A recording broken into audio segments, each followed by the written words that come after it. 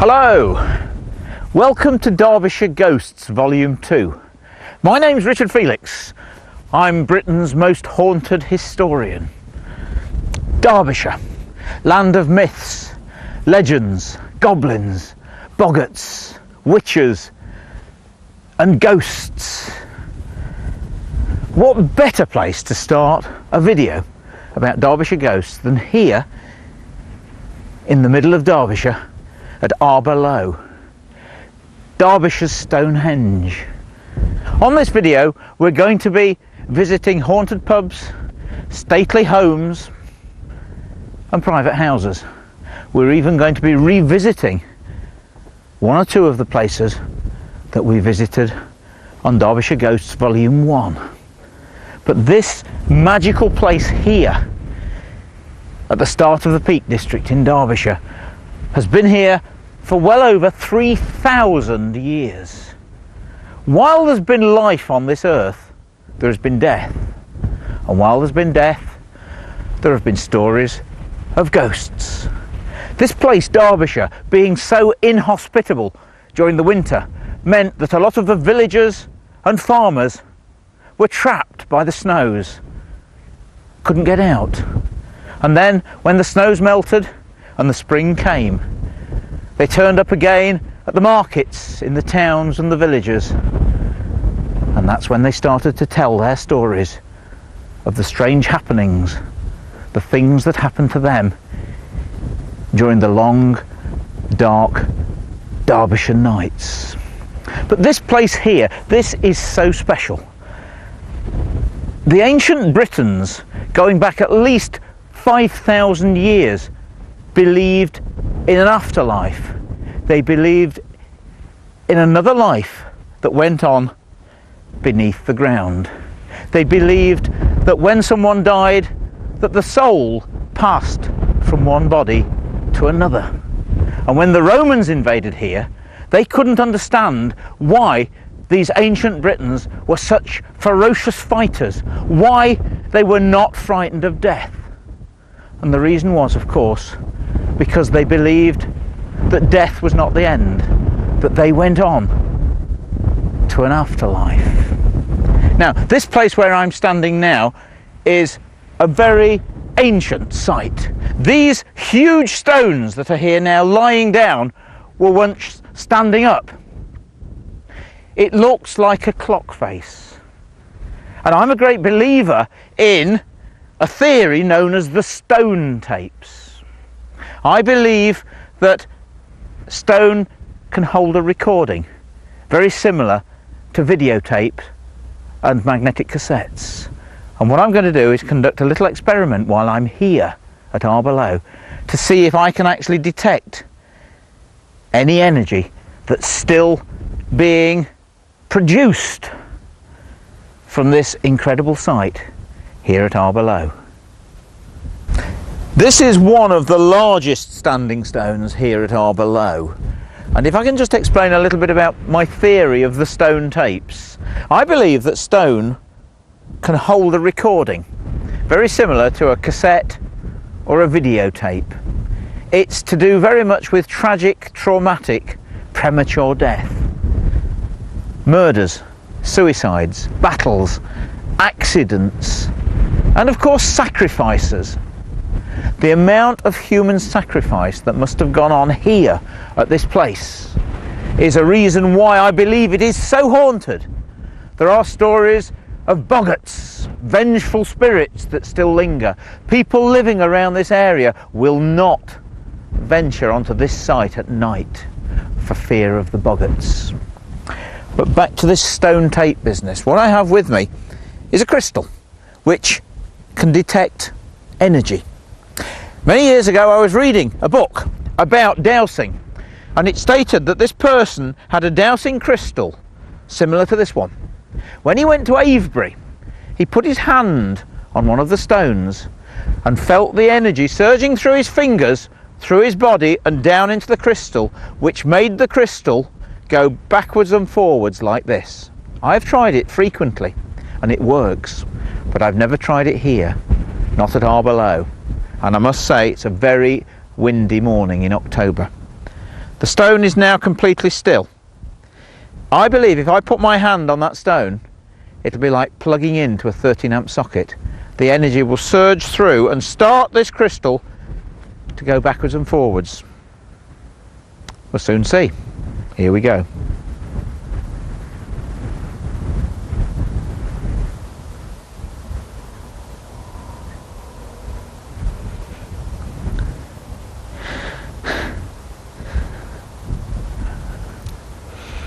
Now you can see my hand is not moving. It is windy, but it is going in the desired direction. This really is happening. But I must be honest, I can't feel any energy coming through me. But it is. The energy is actually coming through this stone, through me and into the crystal, and causing it to go backwards and forwards. I am not moving my hand. Now, if I take my hand off, it should be like unplugging, and we'll see what happens.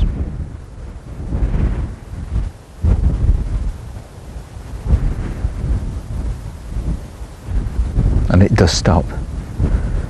There is more to heaven and earth than any of us realise. So, settle back, turn down the lights, give me your full attention, and let me take you on a tour of haunted Derbyshire. Haunted Derbyshire 2.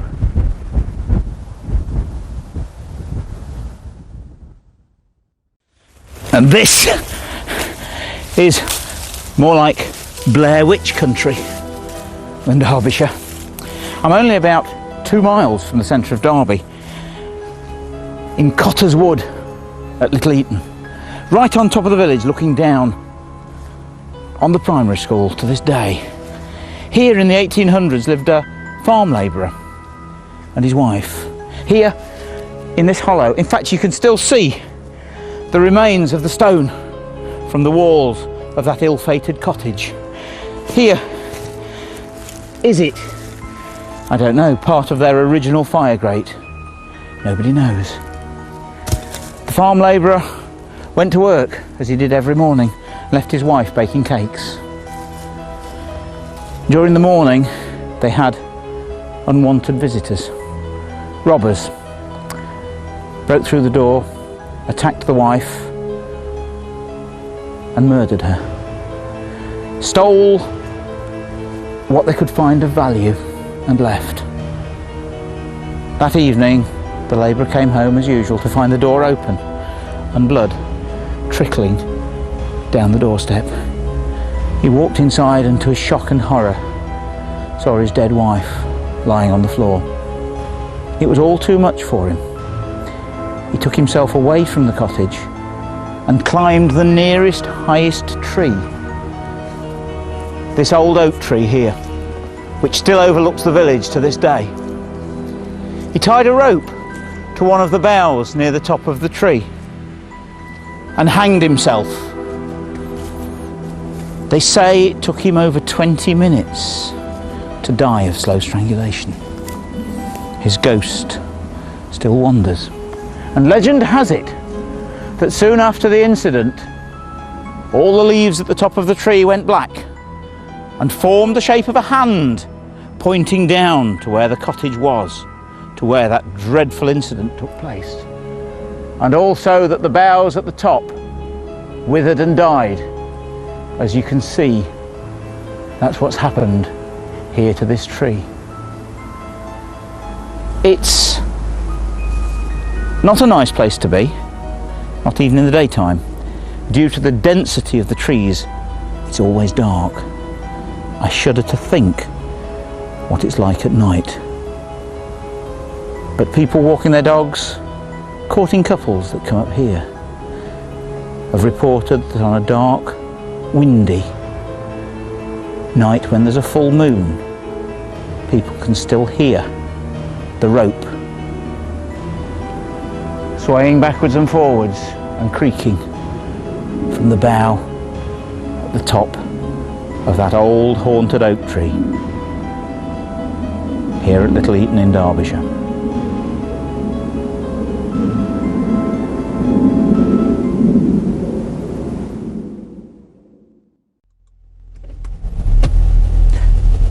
This is a true story told to me by a gentleman called Mike Woodhouse. He was quite a famous fruiterer in the centre of Derby, and he lived out here near Belper. This place is called Blackbrook, and he was driving down this road at 11:30 on a Monday morning. It was August 1992. He came round this bend here, and there was a lorry coming the other way. He noticed also that there was a horse with a rider on it, dressed in black, in front of him. He pulled up here to let the lorry go by on the other side of the road, and still saw the horse with the rider more or less where the large tree is there.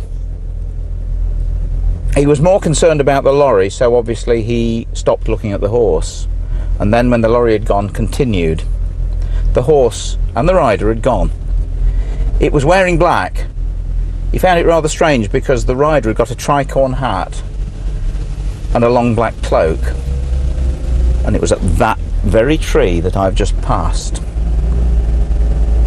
He didn't think any more about it until he got up here to the junction, the crossroads, and this is the main Ashbourne to Belper coach road. When he got here, he was obviously looking for traffic, and he looked to the left to see where the horse and the rider had gone, and they had literally gone. They had disappeared. They were nowhere in sight. He thought no more of it. He pulled across the road and continued up to his house, up here, up Dally Lane. He got home and he mentioned it to his wife. He said how strange it was that he'd seen this horse and rider dressed in old-fashioned clothes, and then it had just vanished. And he then thought no more about it for 3 weeks. 3 weeks later, Mike Woodhouse was driving from his home down Dally Lane. It was 5:30 in the morning. Remember, he was a fruiterer, and he was on his way to the wholesale market in Derby. He was not thinking of ghosts. He was not thinking of horses with highwaymen on it. He came down the bottom of the road here, and as he got to the crossroads, I suppose to his shock and probably his horror, straight across the road, standing literally where the huge stables are, where the sign, the de-restriction sign is, was a figure sitting on a black horse. It was wearing a tricorn hat, it was wearing a long black cloak, and the horse was black. He stared at it for a few seconds, I think in disbelief, but the amazing thing was he couldn't see a face. It frightened him. He obviously didn't stay. He turned and went off to work, and really and truly thought very little about it. That was the end of it. He still really didn't know what he'd seen. And then the following week, 5:30, Wednesday morning again, he was coming down exactly the same road, Dally Lane, same time. He was thinking about it this time. He got to the crossroads, and yes, the figure was there again. This time he really was concerned. He locked the doors of his Range Rover, but he stopped this time and he thought to himself, I'm going to see this through. And he drove very slowly forward, peered out of the windscreen to have a good look at it.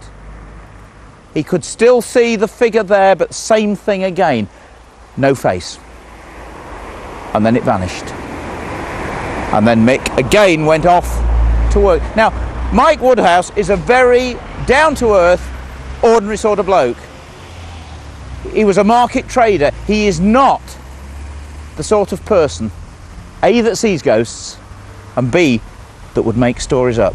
He declined to be interviewed on this because of the fact that he didn't want people to think that he was going to make a fool of himself. I've spoken to him about this in great detail. He brought me here and actually showed me the exact spot where it all happened. That man is very genuine. That man saw the ghost of that highwayman here. Now, there's lots of stories of Dick Turpin being around here. He's been seen on the Chevin. He's been reported by other people. And since Mike's story, which actually went on Radio Derby, other people have, for want of a better word, come out of the woodwork and told of their stories, of their sightings, of the figure of a highwayman here and on the Chevin. And other strange things happen here. There have been many accidents. It is a dangerous crossroads. But one morning, again early morning, a motorist coming around this bend for no reason whatsoever skidded and crashed into the wall here at the very end of what was the original coaching inn. That motorist was killed, and the police have said there was absolutely no reason whatsoever for him skidding and crashing here. Did he perhaps see the figure of that ghostly highwayman here? Nobody knows. But there is actually even more to the story, because our cameraman actually lives in a stable just over here. Now, how spooky is that? And this little cottage down here is actually the cottage of our cameraman Steve, who is actually filming me doing this. He'd been out drinking one night. The taxi dropped him off here, and he went through the wall, as you do, down these steps. And remember, Steve had had one or two that night, hadn't you, Steve? I had. And he came down the bottom here, and standing here, as if it was waiting for him, was a figure. A figure in 18th century costume. Got a big black cloak on. The figure confronted Steve and said to him, excuse me, sir, I'd like to ask you where you've been tonight and what you've been doing. And remember, Steve had one or two, and well, perhaps doesn't suffer fools gladly when you've had one or few, as some of us don't. Sent him on his way. Steve thought that he was a reenactor, because at the back of here are more cottages, and every now and then they have murder and mystery nights. And Steve quite genuinely thought that this chap thought Steve was part of the cast, which he wasn't. Steve went in and went to bed. But the following morning actually spoke to the owner of the holiday cottages and said, yeah, I had a rowdy bunch last night. One of your reenactors on the murder and mystery was actually down here waiting for me. And the chap said to him, no, he wouldn't. We haven't got anybody in the cottages this week at all. And we haven't done a murder mystery night for quite a few weeks. So who was that figure that stood here and confronted Steve? We'll never know. This is the Peacock Inn at Oakerthorpe. This is a very famous inn. It stands on the London to Sheffield coach road. In earlier days it was known as Ricknell Road. And this place has been here certainly since the 15th century. Before it was a coaching inn, it was a monastery. I've already been here once. We visited this place on Derbyshire Ghosts #1, and something not very nice happened to me in the cellars. There's a long tunnel leading all the way through to Wingfield Manor. Last time I was here, I was rather unprepared. It's flooded down there, and we couldn't go very far. But then again, I didn't want to go very far because the candle kept going out. But this time, we're back prepared. I have a large torch, a pair of wellies, and a bigger candle. So, not really looking forward to this, but let's go in, see what happens.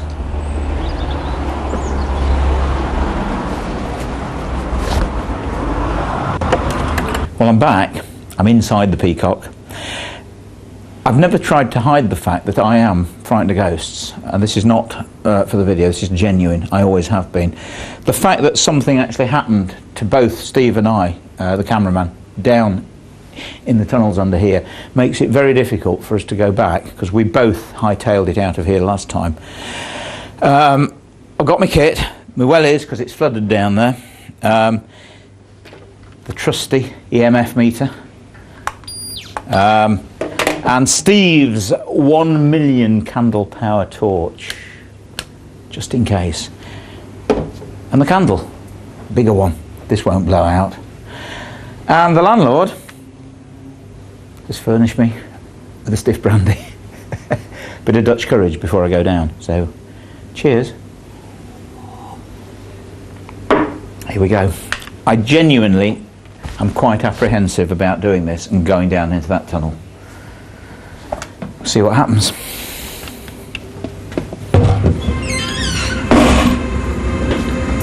It's fine here, not a problem. Plenty of lights, nicely whitewashed, all mod cons, not a problem. It's when you reach this bit, it gets very old, very dark, and that's where it all happened,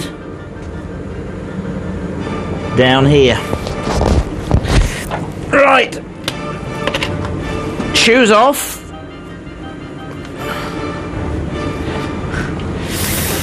Wellington's on.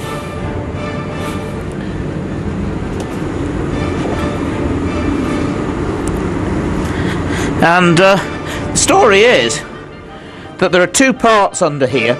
There is a coal mine that was certainly dug out by the monks, possibly in the 1400s. And they reckon that quite a lot of monks, as you can imagine in those days, actually died from rock falls and are still buried underneath. But the other story is that this part here is actually a tunnel, an escape hatch used to get rid of, or to rescue, Mary Queen of Scots from Wingfield Manor, which is quite a long way from here. It was after a plot hatched by Anthony Babington of Dethick. Now, the credibility about all this story is the fact that Babington owned lead mines, so he would have had a ready supply of miners to dig this tunnel.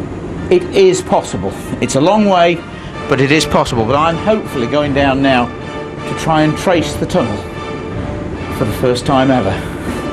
Here goes. It's a bit mucky. It's a bit of a drop down here. But, I mean, this rock has been literally hewn with, I don't know, cleavers, axes, chisels. You can see the marks over it. This is ancient. There's no getting away from it. And compared to last time, it's very, very dry. Of course, we've had an exceptional summer. And I don't know, Steve, I don't like this. Never, oh my goodness me, never been in here in my life.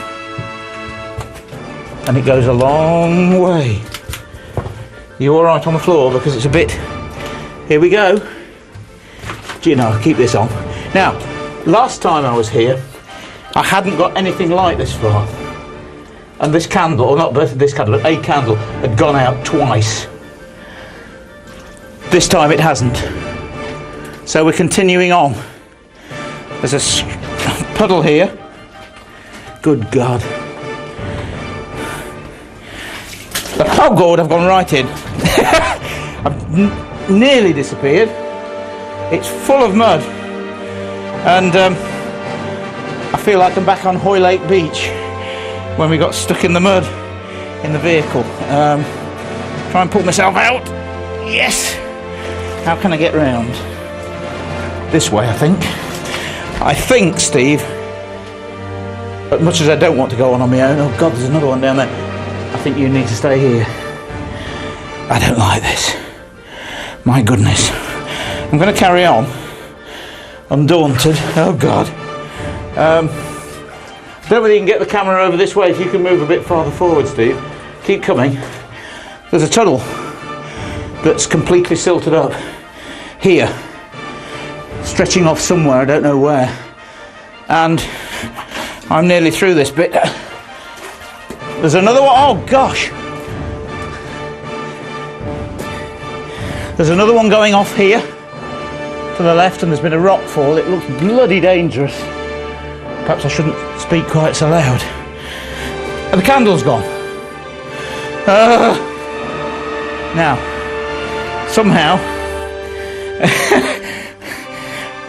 I presume you got that on camera. I've got to light this again. I'm not letting go of the torch because I don't like being in here. My heart's racing and I need to see nothing down there. Now come on, don't let me down, God. Do not go out again.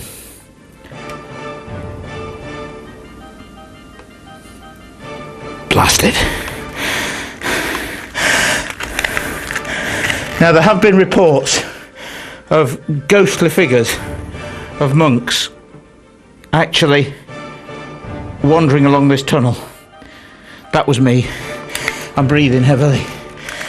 And apparently there's a lot of poltergeist activity takes place upstairs. If it doesn't go this time, I'm going. Right, it's back on. Now we'll see what happens. Candle burning. There's no draft in here at all. There is no possibility. Come on. I don't believe you. Keep going. It's gone again. I'm going on.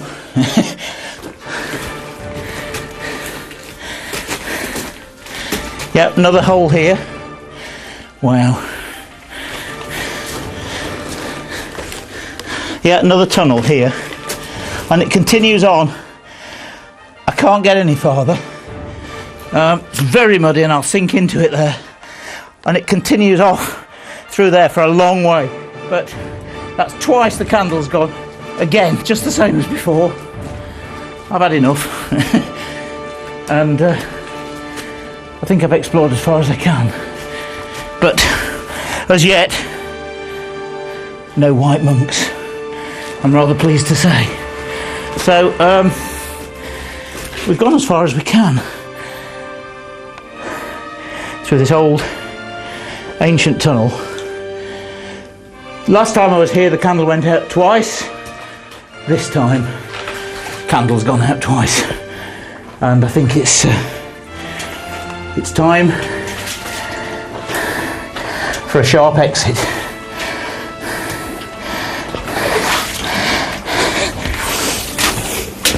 The last lingering look at the tunnel. And what does it look like in the dark? Oh my God. We don't like the dark. Let's go.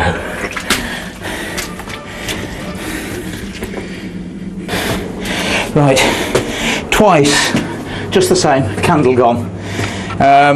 Bigger candle. I don't know. There's no draft down there. But what I didn't use was the EMF meter. Perhaps we could do a bit round here because there wasn't really any.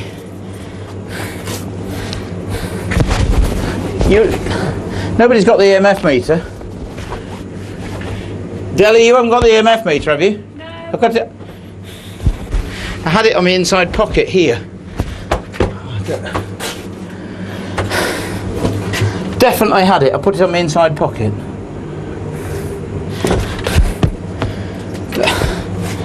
That is not possible. Can't be down there. Oh God, I hope it's not down there. I shall have to go back and have a look. I don't want to, but it can't have dropped out because it was in my inside pocket of this jacket, and it's very, very deep pocket. It cannot have dropped out. I had it there. Right, let's go and have a look. I ain't going back again. Oh God, got no candle this time.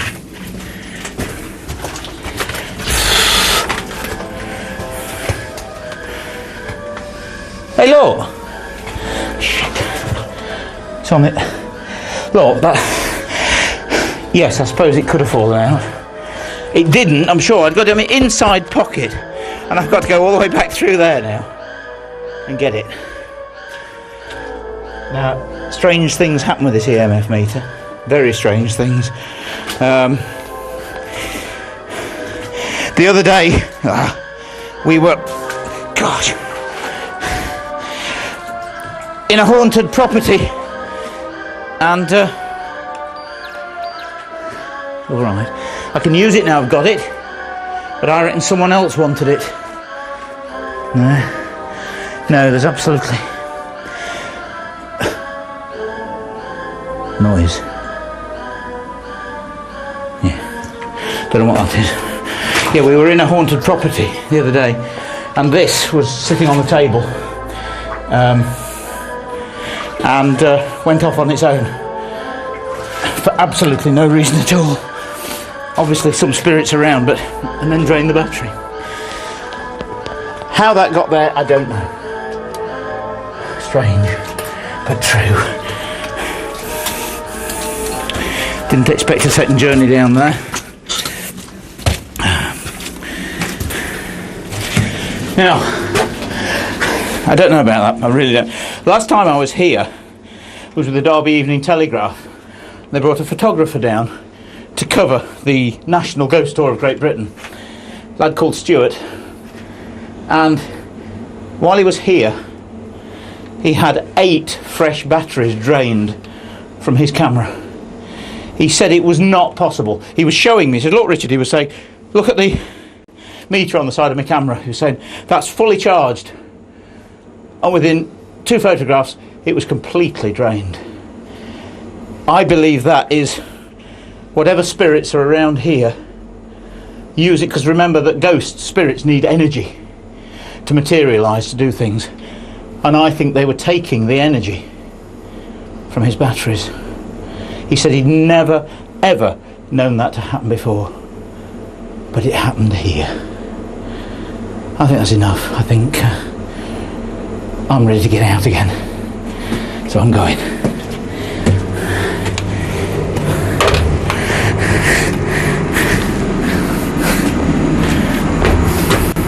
Right, what we found down there wasn't very nice. That's the tunnel. That's definitely the tunnel that went towards Wingfield Manor. But here, under this rather large piece of glass, I'm told, is the original coal mine. And it's rather difficult to get down there, but you can actually see down, there's a skeleton down there. I hope it's not real, but you can actually see the tunnel going round the corner, and it is a different tunnel. And the landlord tells me that this is the actual coal mine, not the escape tunnel. So another first, something that we've never seen before. But I doubt very much whether that skeleton was one of the skeletons of the monks. I think it's plastic.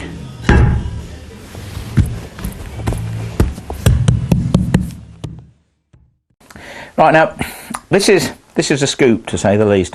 I'm inside a wonderful old cottage farmhouse going back certainly to the 1680s.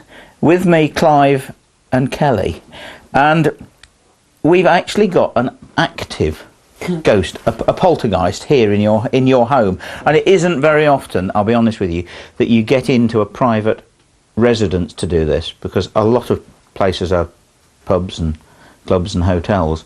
I mean, you have no axe to grind. There's no reason for you to come up with stories of ghosts to attract people to come to your house, is there? I don't want them here.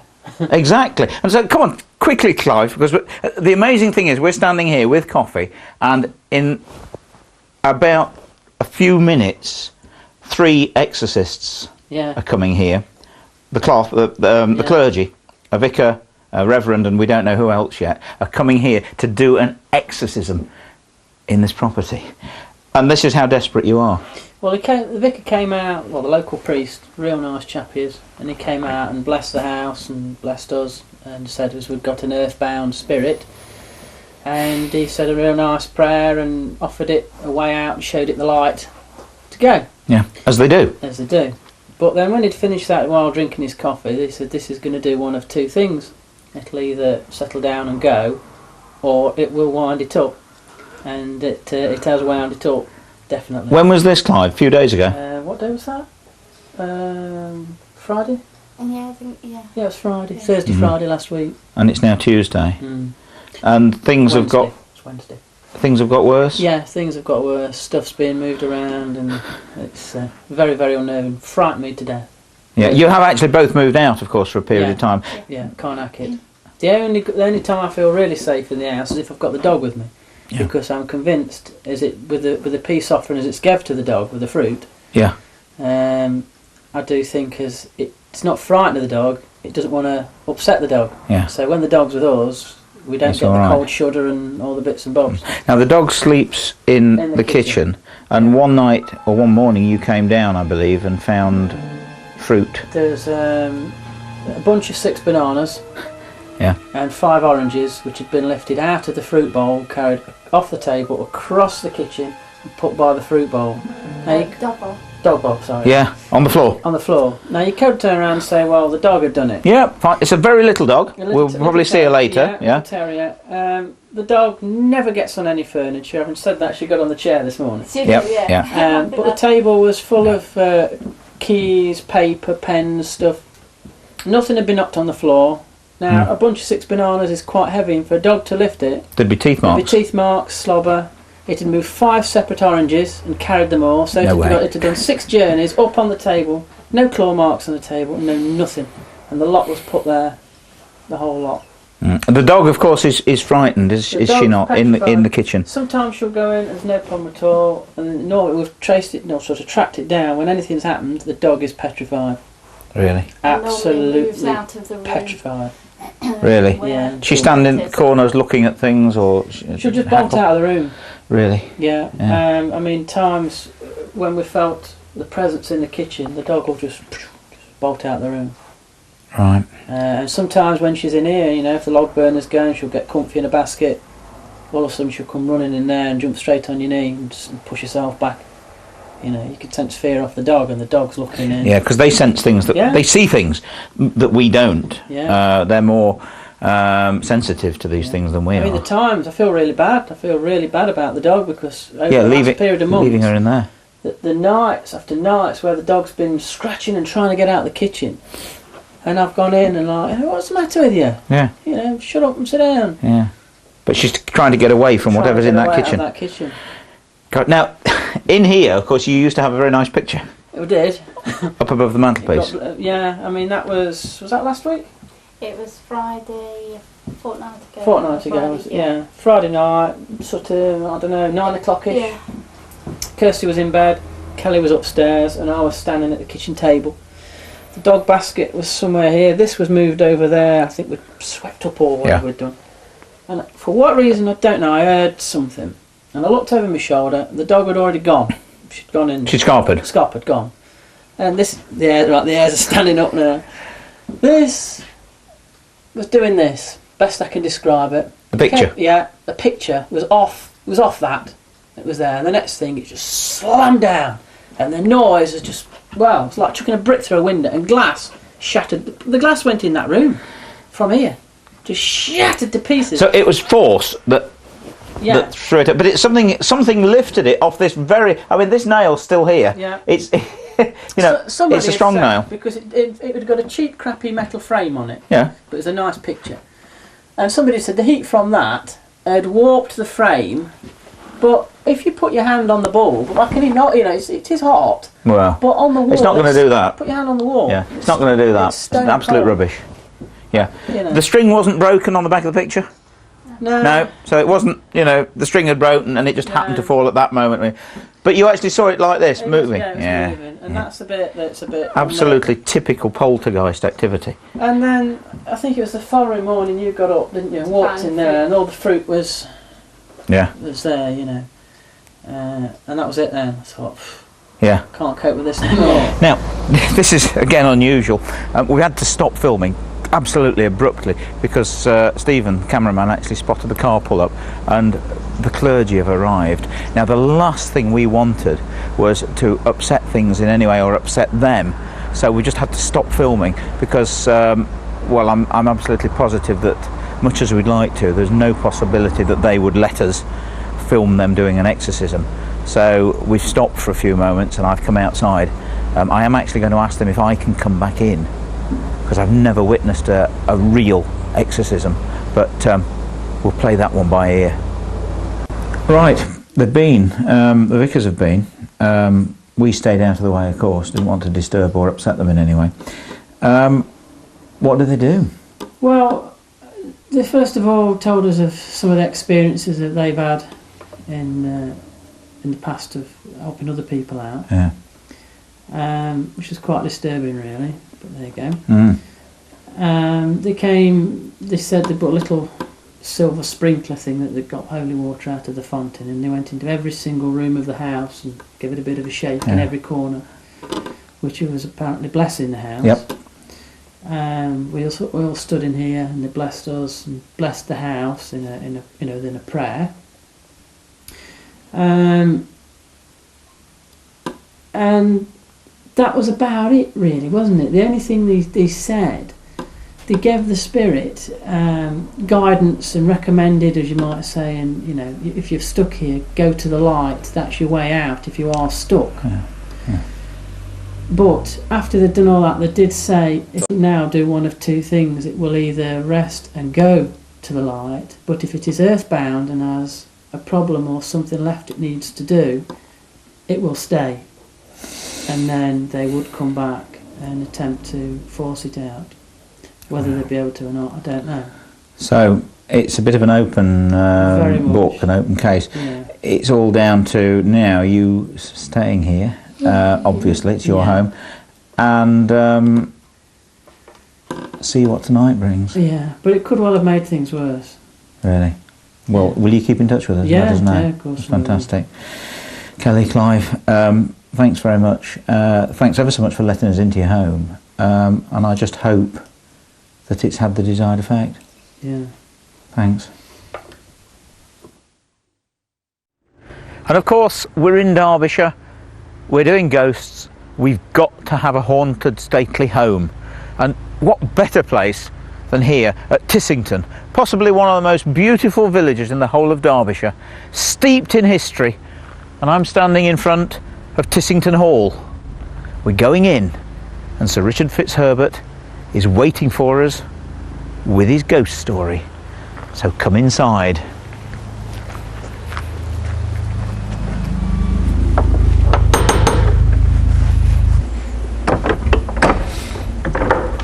So Richard, you're in. Richard.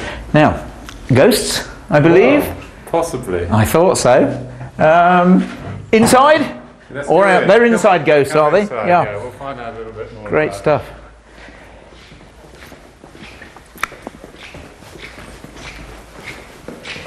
Come upstairs. Okay, That's right. thank you very much. Right. Come along Right. this way. Now this is rather it's not a landing, it's a gallery, isn't it? It's the gallery landing on the top floor of the Yeah. house, and it's where we've got some spare rooms and guest rooms up It's here. rather long and a little spooky, isn't it? It can be deemed like that. I can Let's imagine. go into this room. Right. So this is, I presume you brought me here for a reason. This must be the offending bedroom. Well, this that's right. This could be the room that poor Wilhelmina initially met her death. Right. Who was she? She was the daughter of Sir Henry Fitzherbert. Right. And she died in 1862 after having burns inflicted from a fire that she caught from some curtains. We think perhaps in this bedroom. Yep. She tried to unsuccessfully wrap herself in the rug or the drug that was on the floor at the time, the drugget. Yes. But unfortunately it was tacked to the floor. Oh gosh, so she was frantically tugging at something to... That's right, to distinguish While she was the blazing. Fire, the fire having started from candles lighting the by the curtains, yeah. And so she then went onto her bed at the time and set the bed alight. She was in fact trying to wrap herself in the covers, I presume, to put the fire out. Well, this is how we perceive the story. And Yep. then her sister came along and dragged her down the corridor and put it out. Wow. And she didn't die though, did she? She died several weeks later, having seen various apothecaries and doctors of the time, Yep. and given some fairly vivid concoctions to drink, like milk and arrowroot. Right. She died of her burns about 3 or 4 weeks later. Really? And there is an account also that the apothecary may have actually administered the wrong medicine. Is that possible? There's a little bit of doubt about what he gave her, but it doesn't seem to have done any good. No. And she eventually succumbed and died after, well, horrendous injuries, I presume, caused by the fire. Caused by the fire. Gosh. And she haunts Tittington Hall. She has been, or what we perceive to be her, has been perceived to have been seen on this corridor, and we once had some video taken when we were doing a thermographic condition survey of the roof. Yeah. In that this image was seen literally roughly where I stand now, falling backwards onto the floor, and it was a painting of a lady. Yeah. And the image of the half-length portrait was seen falling backwards onto the floor, and it was captured on this video film, which sadly we've now lost. And it was quite a spooky thing to watch. You saw it, of course. I've seen the video, and the engineer that took the film was well shook up by this particular image. Really? But that was actually taken in this room? Actually taken in this. And I presume there wasn't a painting propped up in here or anything silly like that? No. This painting belongs in another room. Really? It's a very odd thing. I mean, why would you have a painting just stood, how could it stand perpendicular to the floor? It couldn't. Right, It couldn't. Wow. So you actually did have photographic evidence of something that possibly could have been a ghost in this room. And other people have seen images of a young girl on the corridor and around and about. I'm sure she's benevolent. I'm sure she's a nice most are. And everything. Most are. I don't think I've seen her myself, but I've seen various things in this house that I'm very bad at recalling them, but there are images there, and whether they're ghosts or spirits or whatever, I do think they're of a benevolent nature. Yes. And I am, in fact, apart from one other lady in the village, the only person to sleep in this house on my own. And did anything happen? No. No. It usually doesn't when you're expecting it to. I've had a few drinks now. Yes, exactly. But I mean, to be honest with you, given the nature of the house and the antiquity of the house and what has happened here over hundreds and hundreds of years, the energy that must have been in the house all those years, it's something remains. So there's certain things here, I'm sure, in this house, and we've even had our local vicar in this room to bless this room as well. Really? Yeah. So this is it. This is the haunted bedroom of Tittington Hall. Yes. Sir Richard, thank you very much indeed. That's wonderful. I'm at Swarkston in South Derbyshire, close by to Swarkston Bridge. This is a very, very famous historic site. And this cairn here, which I had erected in 1995, commemorates the farthest point south reached by the Jacobite army of Prince Charles Edward Stuart, Bonnie Prince Charlie, who was on his way to take the throne back for his father. But the hopes and aspirations of the Stuart dynasty ended here at Swarkston Bridge on December the 6th, 1745, when the 70-odd cavalry that were sent out here to hold the bridge were recalled for the long retreat back from Derby, which ended in bloody defeat at the Battle of Culloden on April the 16th, 1745. But this bridge, this area, is so special. Swarkston Bridge is in fact the longest bridge in the whole of the country. It's nearly a mile long. The bit that we can see here is only the bridge that goes across the river, but it continues on all the way to Stanton by Bridge. It was built in the 13th century, and it has a special myth to go with it. It was built by two sisters, the Bellamont sisters. Their two betrothed were going to a meeting with the barons on the other side of the River Trent. The sisters were holding a very special party to celebrate the forthcoming wedding.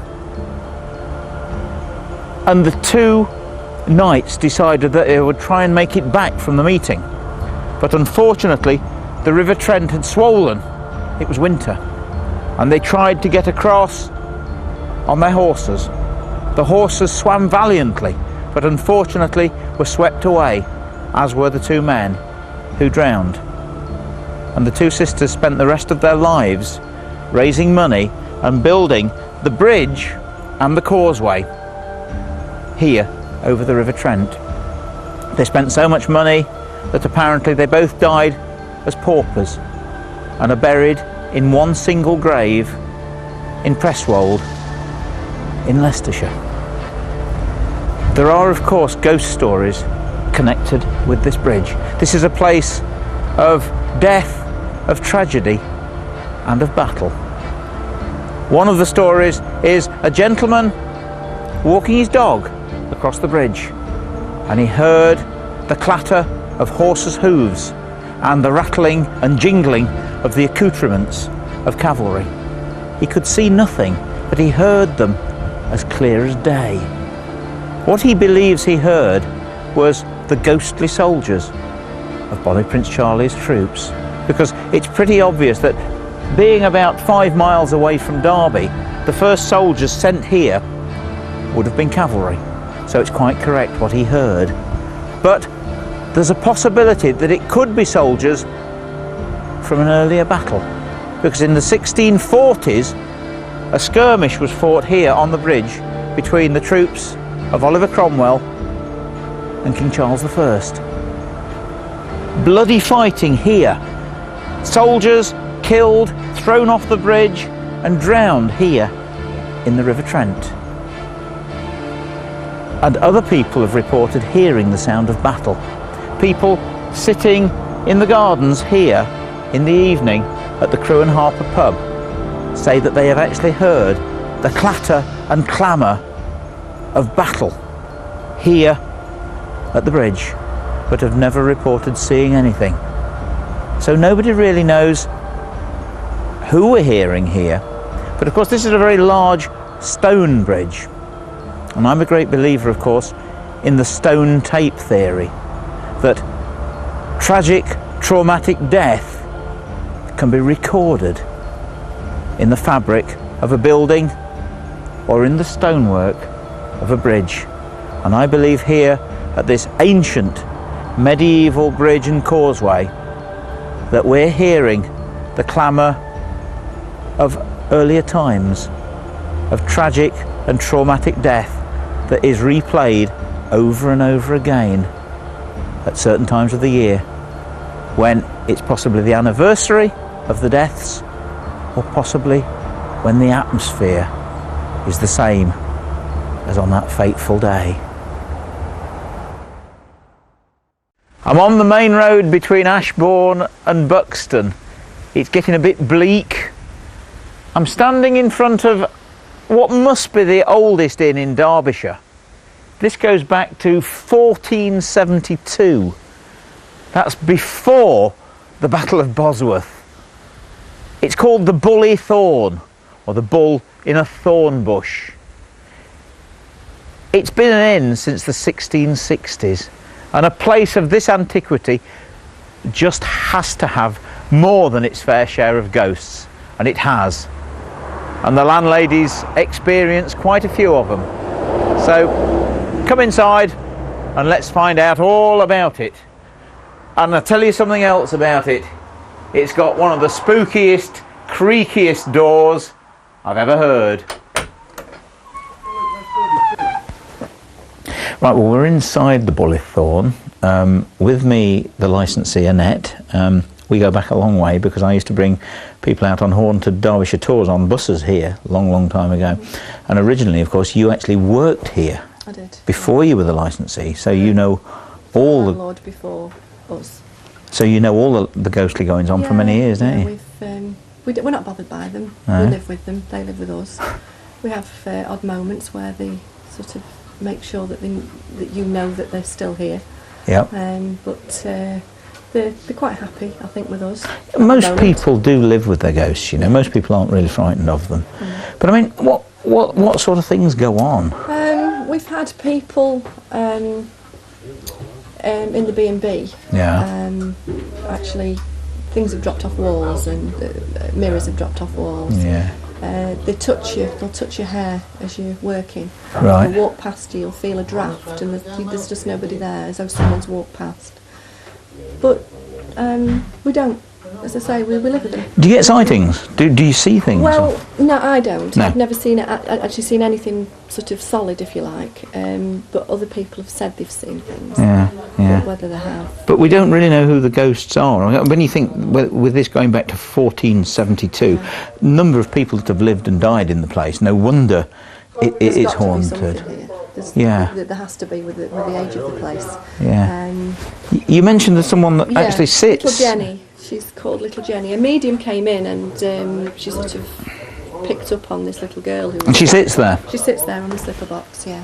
Crikey. She died in the plague times, but not of the plague. Right. The 1640s, 1640s, 50s, 60s. Yeah. And apparently she's sort of sat here waiting for Mum and Dad to come back for her because her parents died before her. Right. Sort of not, as I say, not in the plague times, but not of the plague. Yeah. And she's just sat there waiting, apparently, to Crikey. go back. Now- but she's a naughty little imp, really, because she'll pinch things. Oh, she moves things She moves and things. oh She right. takes scissors. She Typical likes- poltergeist. Yeah, but not that you can see. Not that she sort of. She won't foist herself on you. You know, you'll put something on the table, you put something down on the table, and it's gone. And you know Jenny's had it, Yeah. so you say, "Look, Jenny, come on, please, Bring it back. bring it back," and it appears somewhere else. Now you've done similar when you actually took over the place. You knew there were ghosts upstairs, and you actually came in and spoke, told. Yeah, I sort of. I said, "Look, we're here now. Two things, please. Don't frighten my children who were here at the time, and don't frighten my customers because we need customers. we need customers to come in." And they didn't. We've had odd things happen, like the mirror Yep. and the pictures falling off walls and things. But it adds to the flavour of the place. Of course, really. a place like this needs ghosts. Yes, it does. It But needs it's them. not. I mean, I've known this place for a long, long time, and there's always been something here. Yeah. We've not made it up. It's always been here. Yeah. It's always been a But haunted people love place. it. Of course we do. People love the place. That's And why the we're here. atmosphere is lovely. Yeah, exactly. Now you've also got a dead man's chair, or a ghost has been Yeah, seen yeah, on this chair over here. That one there. Yeah. And The story is it came from Chatsworth, right. and I mean, it's got incredible, isn't it? Yeah, yeah. It's William Cavendish chair. Right. Oh yes, Earl of Devonshire. Yeah. Yeah, and the story behind it, so we've heard, we don't know how, we don't know whether it's true, that there was a fire at one time at Chatsworth. Yep. They took all the furniture out to save it.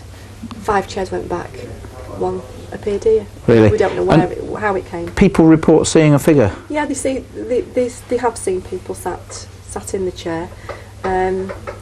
It's not. I mean, we used to let people sit in it. Yeah. Now it's getting a little bit. Yeah, it old, would get. and it does get abused if Yeah. it's turned around and drops down the steps. So we just leave it cordoned off, and I think people like that. They think, oh, Bit more we don't- special. Yeah, Yeah. We don't want to sit in the chair just in case we sit on his knee or Exactly, whoever. yeah. They think it's a man. Really. Yeah. Crikey. So basically, if you're travelling down the Buxton Road from Ashbourne to Buxton or anywhere around here, you want a haunted place, you want a good meal, because you do some extremely good meals, I know that, bed and breakfast as well. You might see a ghost while you're here. You never know. It's got to be the Bully Thorn. Absolutely. Super. Thank you very much indeed. Welcome.